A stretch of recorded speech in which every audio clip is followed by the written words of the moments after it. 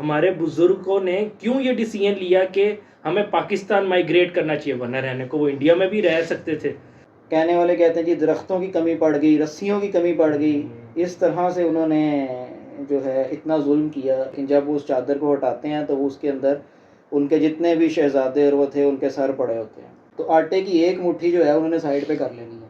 तो आटे की एक मुट्ठी जब साइड पे की तो उसके बाद हर महीने जो सर सैयद अहमद खान बजाते खुद हर घर से वो जितना आटा कलेक्ट होता था वो इकट्ठा करते थे, फिर उसको मार्केट में सेल किया जाता था, फिर उससे जो इनकम होती थी उससे ये इदारे चल रहे थे।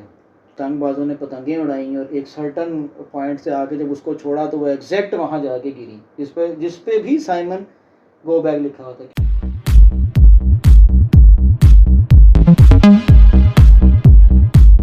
अस्सलाम वालेकुम मेरी जान, कैसे हो सब। तो वेलकम हो गया आप लोगों का न्यूट्रल बॉट्स में। Don't forget to subscribe this channel and press the bell icon. So welcome to another exciting episode of bot talk. आज की जो हमारी बॉट टॉक है उसका टॉपिक है इंडिपेंडेंस डे, कि आखिरकार हमें पाकिस्तान हासिल कैसे हुआ और आखिरकार वो वजूहात मुहरिकात क्या थी जिसकी वजह से हमें पाकिस्तान हासिल करना पड़ा। हमारे बुजुर्गों ने क्यों ये डिसीजन लिया कि हमें पाकिस्तान माइग्रेट करना चाहिए, वरना रहने को वो इंडिया में भी रह सकते थे। तो इन सब चीज़ों को डिस्कस करने के लिए हमारे साथ मौजूद हैं फ़हद भाई। तो जी फ़हद भाई। जी बहुत शुक्रिया। काफ़ी अरसे बाद हमारी एक सिटिंग हो रही है किसी हिस्टोरिकल टॉपिक को लेके, और आई गेस ये कि बहुत बड़ा ये टॉपिक है। इंडिपेंडेंस डे हम हर साल सेलिब्रेट करते हैं। हर शाहराह, हर सड़क, हर गली, हर मोहल्ला जो है वो हर एक मतलब रंगीनियों में खोया होता है।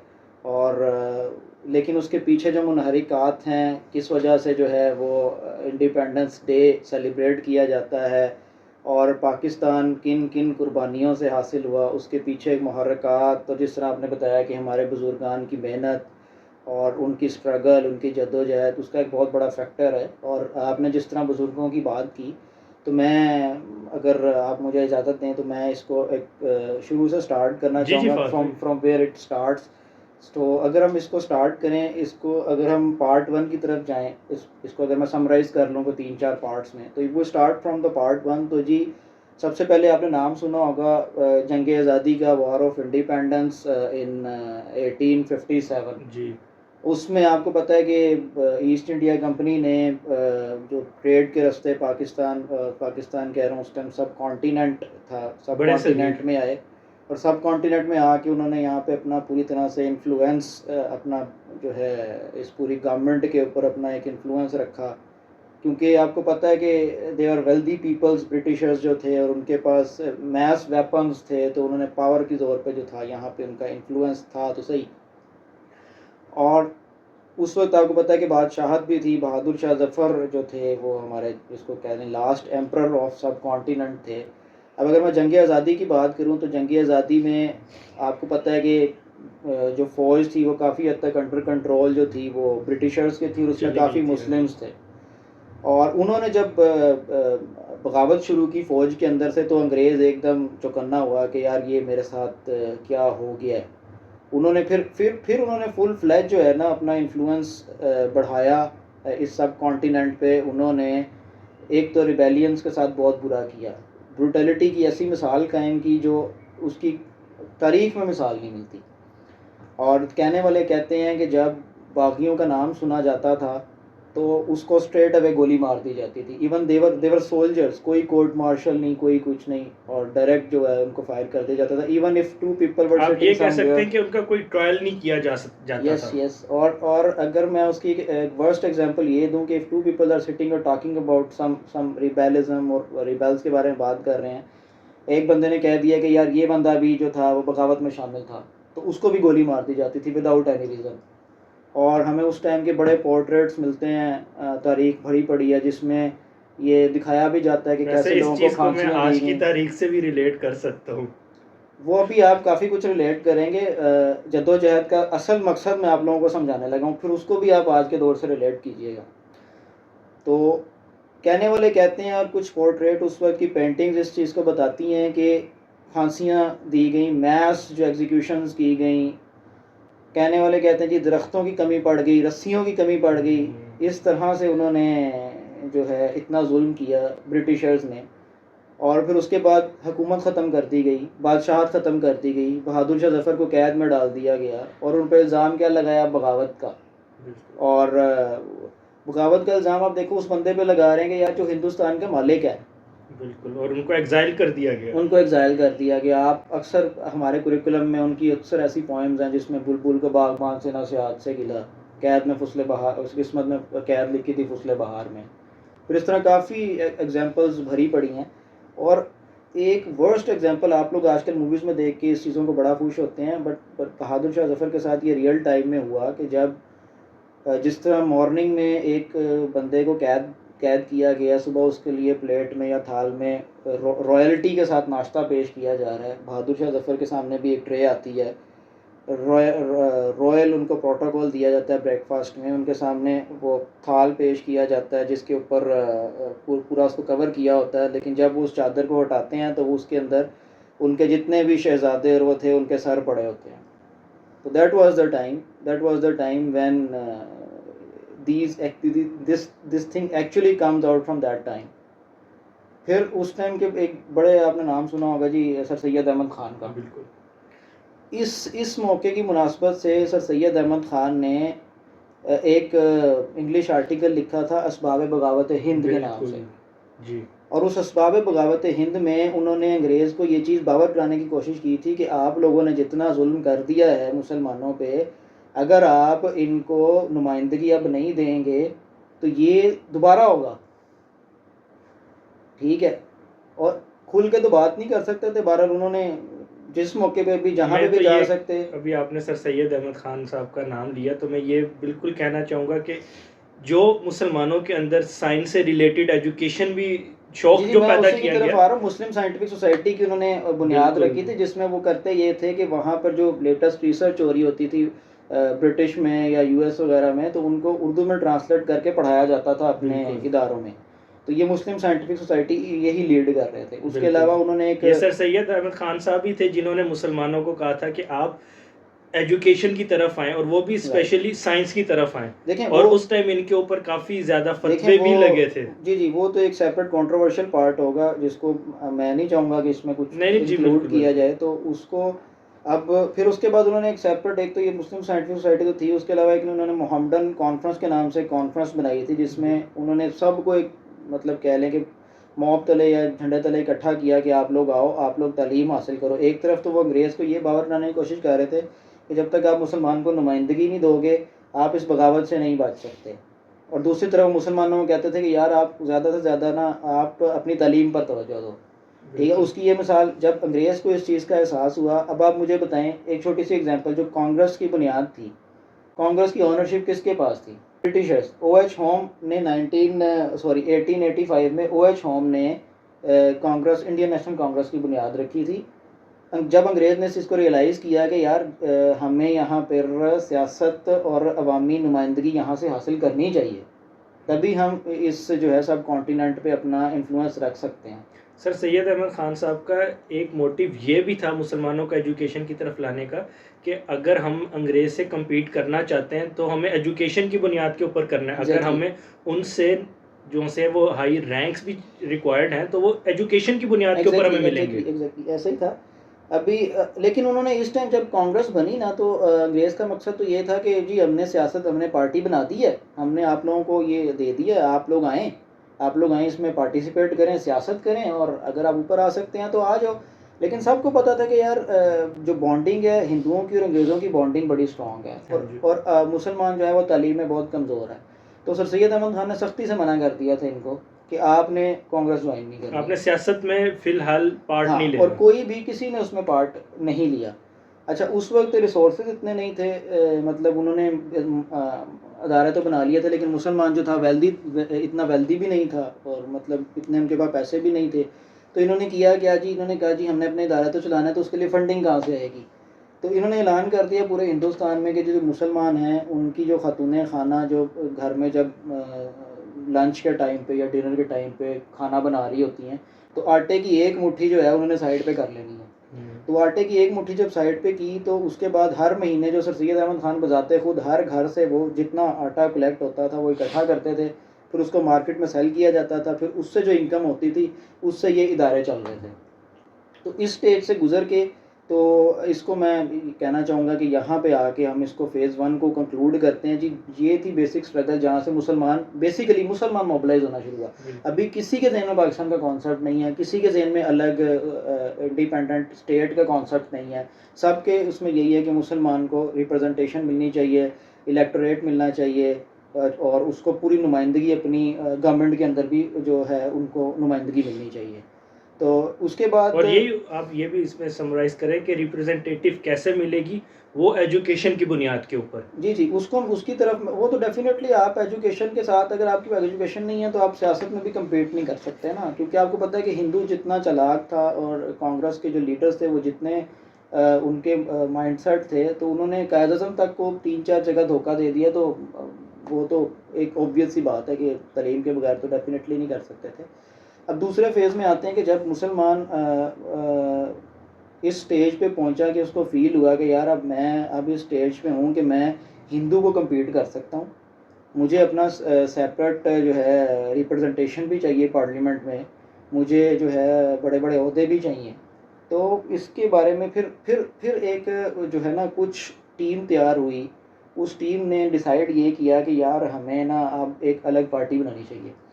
अब ये मैं सर सैयद अहमद ख़ान के टाइम से आगे आ गया हूँ। अच्छा, उसमें हुआ क्या कि प्रोफेसर आर्ची बोल्ट एक प्रिंसिपल थे, अंग्रेज़ प्रिंसिपल थे अलीगढ़ कॉलेज के। अलीगढ़ कॉलेज जो कि इनका था सर सैयद अहमद खान साहब। तो 1906 में आई गेस उन्होंने, नवाब मोहसिनुल मुल्क होते थे उस टाइम, एक अच्छी खासी रिप्रेजेंटेशन थी मुसलमानों में, नवाब मोहसिनुल मुल्क का बड़ा नाम था। तो उनको जो है उन्होंने प्रोफेसर आर्ची बोल्ट से रिक्वेस्ट की कि हमें, उस वक्त लॉर्ड मंटू थे वायसराय, कि हमें उनसे आप मुलाकात करवाएं, हमारे मुसलमानों के या हम कुछ मुतालबात हैं जो हम उनके साथ रखना चाह रहे हैं, हमें सेपरेट जो है इलेक्टोरेट भी चाहिए, और हम जो है वो रिप्रेजेंटेशन भी चाहते हैं, हम लोग गवर्नमेंट में भी आना चाहते हैं, हम लोग जो ब्रिटिश गवर्नमेंट है उसका भी पार्ट बनना चाहते हैं। आप ये कह लें कि इनको आसान वर्ड्स में कि वो कहते हैं कि हमें एक अलग से सियासी पार्टी की इजाज़त दीजिए। हाँ, पार्टी भी उसका मंशूर का हिस्सा था। तो उसने, प्रोफेसर आर्ची बोल्ट ने कहा कि ठीक है, आप इसका ना मुझे एक मेमोरेंडम बना के दे दें, मैं पेश करता हूँ लॉर्ड मंटो के सामने, तो will see what he can do for you.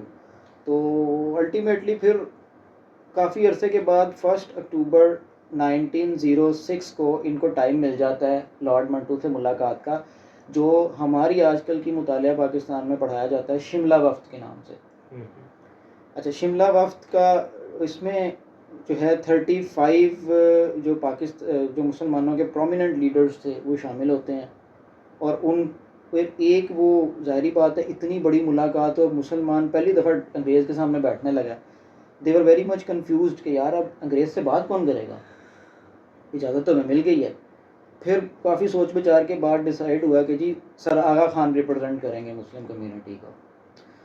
फिर जब वहाँ पे गए तो सर आगा खान ने उनके सामने अपने मुतालबात रखे। उसमें 3-4 मुतालबात, जिस तरह मैं काफ़ी ज़िक्र कर चुका हूँ कि जी हमें सियासी पार्टी भी बनानी है, हमें जो है रिप्रेजेंटेशन भी चाहिए पार्लियामेंट में, हमें आप लोगों के यहाँ नौकरियाँ भी चाहिए, अच्छी नौकरियाँ भी चाहिए।